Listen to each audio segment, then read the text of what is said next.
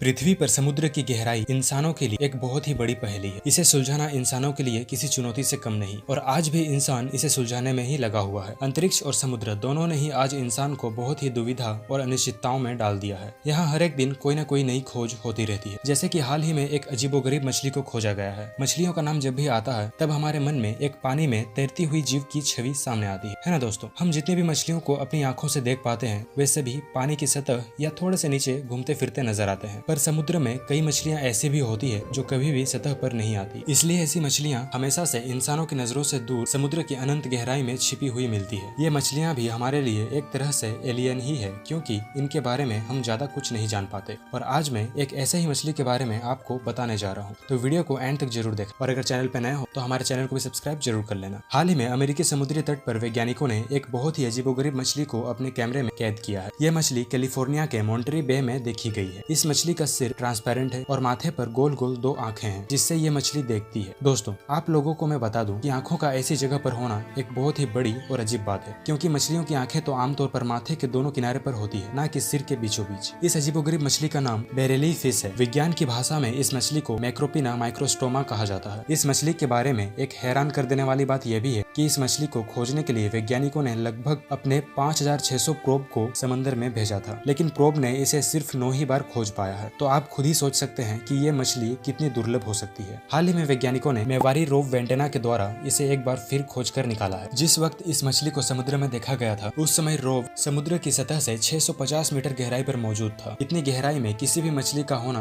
कोई आम बात बिल्कुल भी नहीं है, क्योंकि बहुत सी मछलियों की प्रजाति सतह से बस थोड़ी ही नीचे पाई जाती है। इस मछली को प्रशांत महासागर के सबसे गहरे इलाकों में पाया गया है। रोव ने जब इसे खोजा तब पूरे वैज्ञानिकों के ग्रुप में खलबली मच गई। कई वैज्ञानिकों को तो अपनी आंखों पर विश्वास ही नहीं हो रहा था। ऐसी अजीबोगरीब चीज को देखकर कोई भी हैरान हो जाएगा। इस मछली के बारे में एक खास बात यह भी है कि इस मछली की आंखें रोशनी की ओर काफी ज्यादा सेंसिटिव है। जब रोव की रोशनी इस मछली के ऊपर पड़ी तब इसकी दोनों आंखें सीधे खड़ी होकर रोव की ओर देख रही थी। वैज्ञानिकों के अनुसार यह मछली जापान के पास मौजूद बेरिंग समुद्र से लेकर कैलिफोर्निया के बाजा तक के इलाके में रहती है। अनुमान के हिसाब से यह मछली समुद्र की सतह से लगभग 600 मीटर से 800 मीटर की गहराई में रहती है। समुद्र की इतनी गहराई में प्रकाश की किरणें नहीं पहुंच पाती और यहाँ सिर्फ अंधेरे के अलावा कुछ भी नहीं होता। वैसे अभी भी वैज्ञानिकों को यह नहीं पता कि आखिर कैसे ये मछली समुद्र की इतनी गहराई में रह सकती है। वे कहते हैं कि उनके पास अभी इस मछली के बारे में ज्यादा कुछ जानकारी उपलब्ध नहीं है और वो अभी भी ज्यादा से ज्यादा जानकारी जुटाने में लगे हुए हैं। वैज्ञानिकों के हिसाब से ये मछली हिलती डुलती बिल्कुल भी नहीं है, तो तैरने की बात तो आप छोड़ ही दीजिए। उनके हिसाब से ये मछली अपने खाने के लिए